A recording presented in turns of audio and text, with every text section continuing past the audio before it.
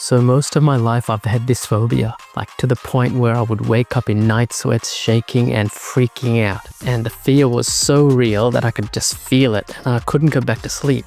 So here it is. Are you ready for this? It's not this hat, by the way. It's my fear of needles. Okay?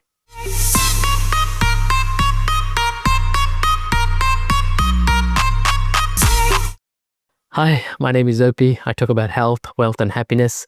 So I wanted to talk to you about my fear of needles. And let me just address this quickly.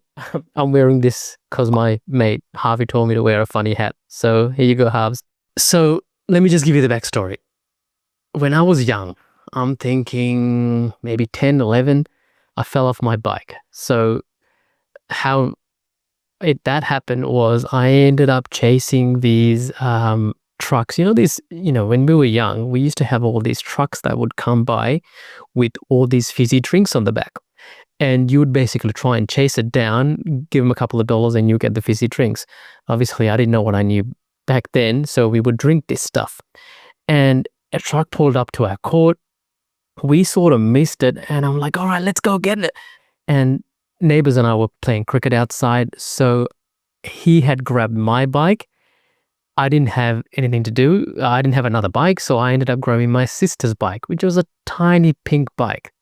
So we're pedaling away trying to chase this truck, and because obviously I'm bigger than my sister, the chain slipped. I go head first into the concrete. I get up and I go, "Hey man, how do I look?" And he looks at me and goes, "You're missing a tooth."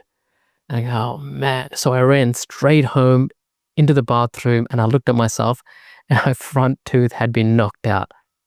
Anyway, told my parents and, mom starts crying. It's a big hoo-ha. Anyway, fast forward, I go to the dentist to get this fixed up.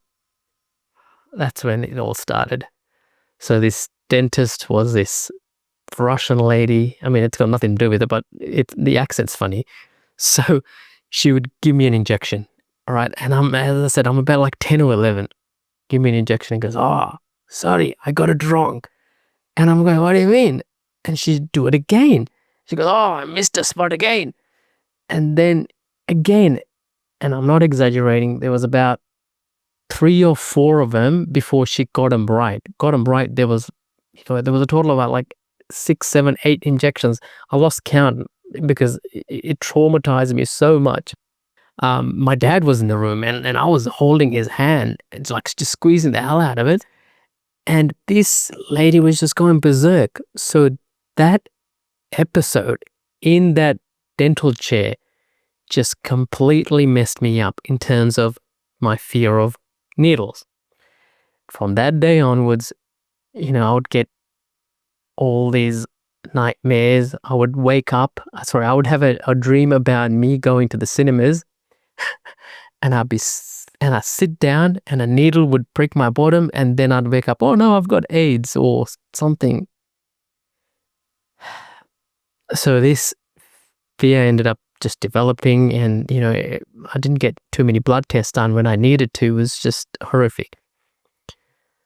Fast forward to my adulthood, early adulthood, like 20s, and I'm thinking, wow, I really would love to donate blood. I really would love to, but I can't, because if the normal needle is like, tiny, the needle that you need to donate blood is just like a size of a finger, right?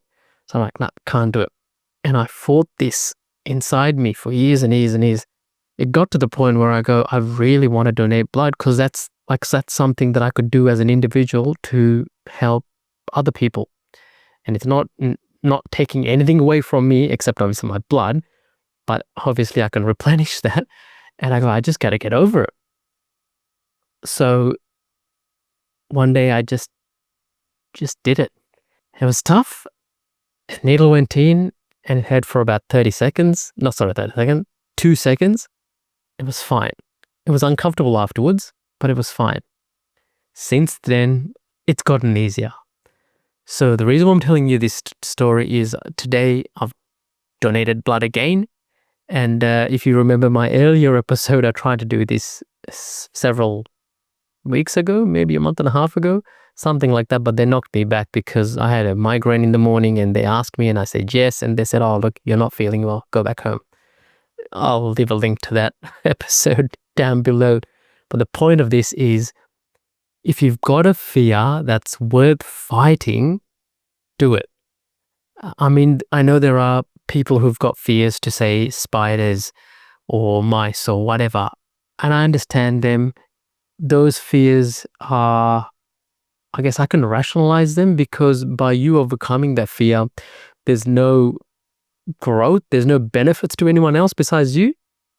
But this particular fear that I had, there was a benefit to not only one person, but hopefully multiple people who could use that blood for, obviously, if they're in need.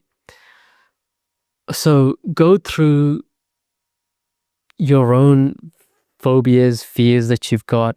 See if there's a way around it. I mean, I wish I can give you this special technique that I used. I don't. I honestly don't.